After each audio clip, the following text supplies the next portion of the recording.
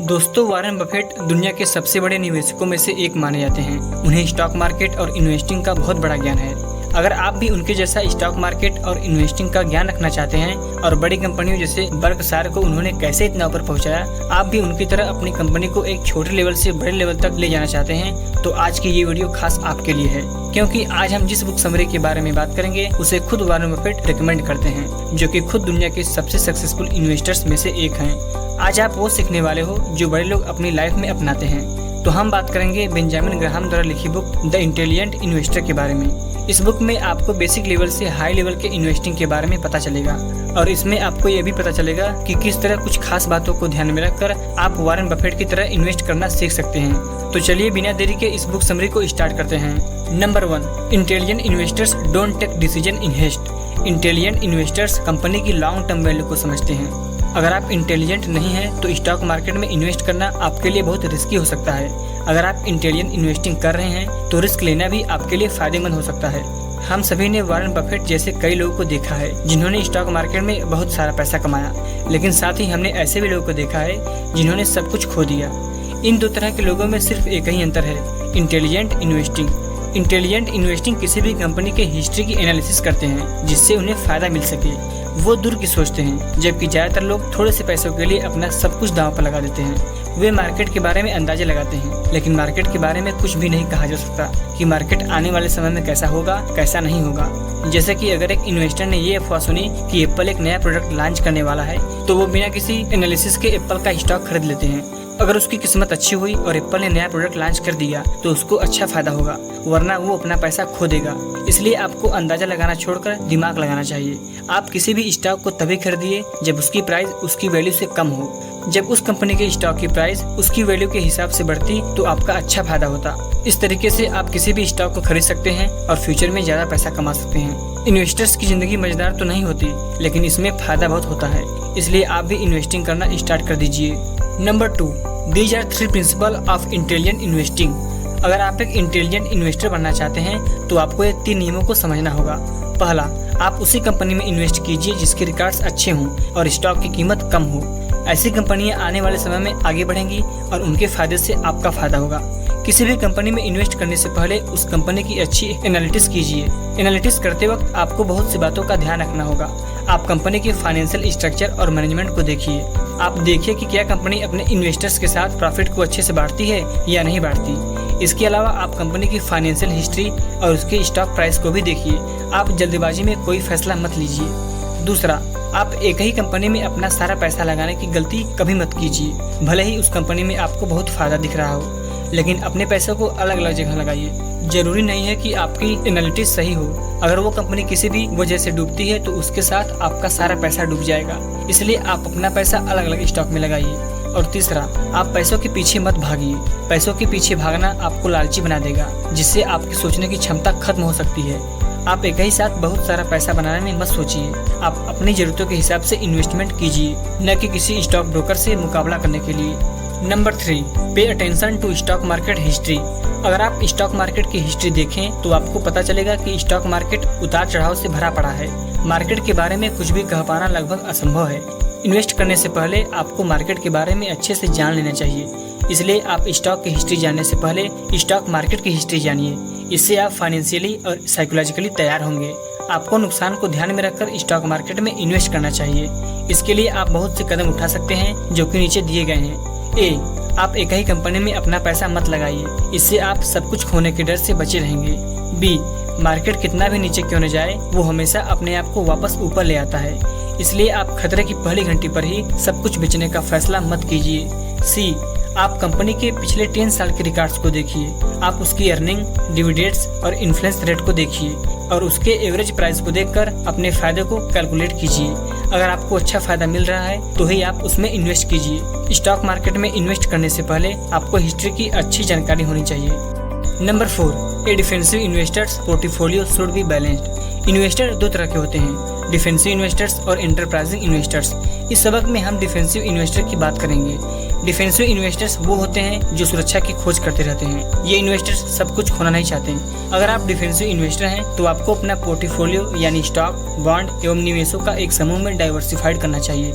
यानी आपको सिर्फ एक कंपनी में नहीं बल्कि कई कंपनीज में इन्वेस्ट करना चाहिए। सबसे पहले हमें स्टॉक और बॉन्ड्स के बारे में जान लेना चाहिए। स्टॉक में ज्यादा फायदे के साथ साथ ज्यादा रिस्क भी होता है, जबकि बॉन्ड्स ज्यादा रिस्की नहीं होता लेकिन उसमें फायदा कम होता है। अगर आप एक डिफेंसिव इन्वेस्टर हैं यानी इन्वेस्टिंग में माहिर हो चुके हैं और हर फैसला सोच समझ कर लेते हैं तो आपको 75% बॉन्ड्स में और 25% स्टॉक में इन्वेस्ट करना चाहिए या फिर 50-50% इन्वेस्ट करना चाहिए। इसमें आप ज्यादा रिस्क से बचे रहेंगे।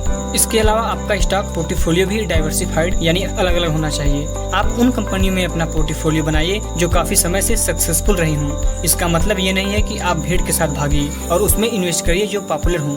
आप बस कंपनी की हिस्ट्री पर नजर डालिए और कम से कम 10 कंपनियों में इन्वेस्ट कीजिए। और आखिर में आप एक एक्सपर्ट की सलाह जरूर लीजिए, क्योंकि उन्हें इस बारे में आपसे ज्यादा मालूम है और वे आपकी काफी हद तक हेल्प कर सकते हैं। और इस प्रकार आप कंपनी की हिस्ट्री देखकर, समझकर और हो सके तो ज्यादातर बॉन्ड्स में इन्वेस्ट कीजिए।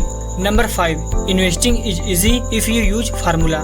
एक बार आपने इन्वेस्ट करने के लिए कंपनी खोज ली तो आप एक फार्मूले का इस्तेमाल कीजिए। आप तय कीजिए कि आपको उस कंपनी में समय समय पर कितना इन्वेस्ट करना है और सिर्फ उतना ही इन्वेस्ट कीजिए। आपको ये तय करना होगा कि आप एक बार में कितना पैसा इन्वेस्ट करेंगे। जैसे कि अगर आपने 3000 रुपए हर महीना इन्वेस्ट करने के बारे में सोचा है तो हर महीने सिर्फ और सिर्फ 3000 रुपए ही इन्वेस्ट कीजिए। आप एक से ज्यादा कंपनी में इन्वेस्ट कीजिए। ऐसा करने से कुछ फायदे और कुछ नुकसान भी हैं। फायदा ये है कि आप रिस्क के खतरे से बचे रहेंगे, आपको ज्यादा मेहनत नहीं करनी होगी। नुकसान ये है कि अगर आपको एक अच्छी डील मिलती है जिससे आप ज्यादा पैसे इन्वेस्ट करना चाहते हैं तो आप नहीं कर सकते, क्योंकि आपने खुद को कम पैसे लगाने के लिए बांध लिया है। आप उस लिमिट से ज्यादा पैसा नहीं लगा सकते। एक अच्छे डिफेंसिव इन्वेस्टर को समय समय पर अपना पोर्टफोलियो चेक करते रहना चाहिए। आपको हर 6 महीने में अपने स्टॉक और बॉन्ड को एडजस्ट करना चाहिए और इस बात का ख्याल रखना चाहिए कि आप स्टॉक और बॉन्ड में उतना ही इन्वेस्ट करें जितने से आपने शुरुआत की थी। और आपको साल में एक बार प्रोफेशनल की मदद लेनी चाहिए जो आपको आपके फंड को एडजस्ट करने के बारे में सलाह दे सके। Number 6, enterprising investor start out like defensive investors. एक सक्सेसफुल इंटरप्राइजिंग इन्वेस्टर और एक डिफेंसिव इन्वेस्टर में काफी अंतर होता है। इंटरप्राइजिंग इन्वेस्टर कॉमन स्टॉक में ज्यादा पैसे लगाते हैं क्योंकि उनमें ज्यादा फायदा होता है, लेकिन कॉमन स्टॉक में ज्यादा रिस्क भी होता है। इसके अलावा इंटरप्राइजिंग इन्वेस्टर काफी हद तक एक डिफेंसिव इन्वेस्टर की तरह ही काम करता है। एक इंटरप्राइजिंग इन्वेस्टर अपने फाइनेंशियल एडवाइजर को अपना पार्टनर समझता है, वो दोनों मिलकर फैसले करते हैं। ये इन्वेस्टर कॉमन स्टॉक और बॉन्ड के अलावा दूसरे स्टॉक में भी पैसे लगाते हैं जिससे उन्हें ज्यादा फायदा हो सके। ऐसे स्टॉक में ज्यादा रिस्क भी होता है, जैसे कि आपने एप्स एंड कमिंग स्टार्टअप का नाम सुना होगा और आपको लगा होगा कि ये आने वाले समय में काफी सक्सेसफुल हो जाएगा। इंटरप्राइजिंग इन्वेस्टर ऐसी जगहों पर पैसे लगाते हैं, लेकिन उन्हें भी इसमें अपने सारे पैसे नहीं लगाने चाहिए।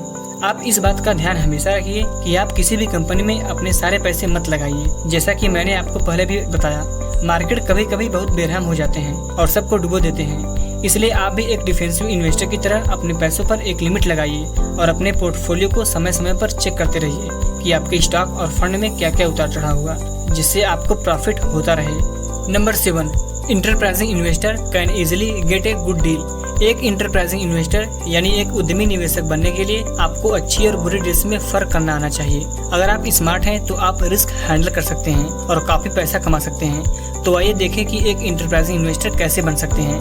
अगर आप एक इंटरप्राइजिंग इन्वेस्टर बनना चाहते हैं तो आप वर्चुअली स्टॉक को खरीदना और बेचना शुरू कीजिए। आज इंटरनेट में बहुत सी ऐसी वेबसाइट हैं जो आपको वर्चुअल इन्वेस्टमेंट करने देती हैं। इसमें आप मार्केट को समझकर अच्छे और बुरे डील्स के बारे में जान सकते हैं। आप 1 साल तक इन वर्चुअल इन्वेस्टिंग वेबसाइट पर वर्चुअल इन्वेस्टमेंट की प्रैक्टिस कीजिए। अगर आपको अच्छे रिजल्ट मिलते हैं तो आप रियल वर्ल्ड में इन्वेस्ट करना शुरू कीजिए। वर्चुअल इन्वेस्टिंग से आपको अंडरवैल्यूड स्टॉक और कंपनी की समझ हो जाएगी। एग्जाम्पल के लिए एक रेफ्रिजरेटर कंपनी को ले लीजिए जो पिछले 5 सालों से अच्छा परफॉर्म कर रही है, लेकिन पिछले 2 महीनों से उस कंपनी में एक प्रोडक्शन प्रॉब्लम है जिसकी वजह से उस कंपनी के स्टॉक की कीमत घट गई है। उस प्रॉब्लम के ठीक होते ही कंपनी के शेयर्स वापस आसमान छूने लगते हैं। तो ये आपके लिए एक अच्छी डील हो सकती है। तो इस तरह आप वर्चुअल वेबसाइट का इस्तेमाल करके अच्छी और बुरी डील्स में फर्क करना सीख सकते हैं। अगर आप वर्चुअल दुनिया में जीत जाते हैं तो आप रियल दुनिया में भी जीत सकते हैं। Number 8, enterprising investors ignore the up and down of the market. ज्यादातर लोग मार्केट में ट्रेडिंग करते हैं, वे प्राइस गिरते ही सब कुछ बेच देते हैं और स्टॉक की कीमत बढ़ते ही सबकी तरह उसमें पैसे लगाने लगते हैं। उन्हें भीड़ के साथ चलना पसंद है, लेकिन एक इंटरप्राइजिंग इन्वेस्टर ऐसा नहीं करता। आपको यूएस हाउसिंग बबल की घटना याद होगी। जब हाउसिंग की कीमत बढ़ने लगी तब सभी लोग बिना सोचे समझे उसमें इन्वेस्ट करने लगे। उन्हें अंदाजा नहीं था कि उसकी कीमत उसकी वैल्यू से बहुत बढ़ चुकी है और अब उसमें इन्वेस्ट करना ठीक नहीं है। जब कीमत बहुत ज्यादा बढ़ गई तब पूरा मार्केट क्रैश हो गया। इसलिए मार्केट भरोसे के लायक बिल्कुल भी नहीं है। अगर कीमत बढ़ रही है तो उसमें इन्वेस्ट ना करें। इंटरप्राइजिंग इन्वेस्टर्स लो मार्केट में खरीदते हैं और हाई मार्केट में बेचते हैं। आप अपने पोर्टफोलियो को समय समय पर चेक करते रहिए और कंपनी के स्टॉक प्राइस पर भी ध्यान रखिए। अगर आपको लगे कि कंपनी का मैनेजमेंट ठीक नहीं चल रहा या उसकी फाइनेंशियल कंडीशन ठीक नहीं है या उसकी प्राइस उसकी वैल्यू से बढ़ गई है तो अपने स्टॉक को बिना समय गंवाए बेच दीजिए। आप लो मार्केट में स्टॉक खरीदिए। जैसे कि याहू ने 2002 में इकतामी कार्प को सिर्फ $1.65 प्रति शेयर खरीदा था। इकतामी कार्प की कीमत उससे पहले $231 प्रति शेयर थी। एक बार उसकी कीमत आसमान छूने लगी तो मार्केट क्रैश हो गया और उसकी कीमत कम हो गई। दोस्तों, अगर आपको स्टॉक खरीदना या बेचना है तो आपको इंटेलिजेंट इन्वेस्टर का रास्ता चुनना होगा। आपको बस इस वीडियो में दिए गए रूल्स को फॉलो करना है और आप भी स्टॉक मार्केट से पैसा कमा सकते हैं और वॉरेन बफेट की तरह एक बेस्ट इन्वेस्टर बन सकते हैं। और आप चाहें तो कोई बिजनेस स्टार्ट करके उसको बड़े लेवल पर भी ले जा सकते हैं। एक्सपर्ट कहते हैं कि आपको अपनी इनकम का 10% इन्वेस्ट करना चाहिए। अगर शेयर सस्ते हैं तो लालच में आकर ज्यादा न खरीदिए और अगर महंगे हैं तो कंजूसी में कम मत खरीदिए।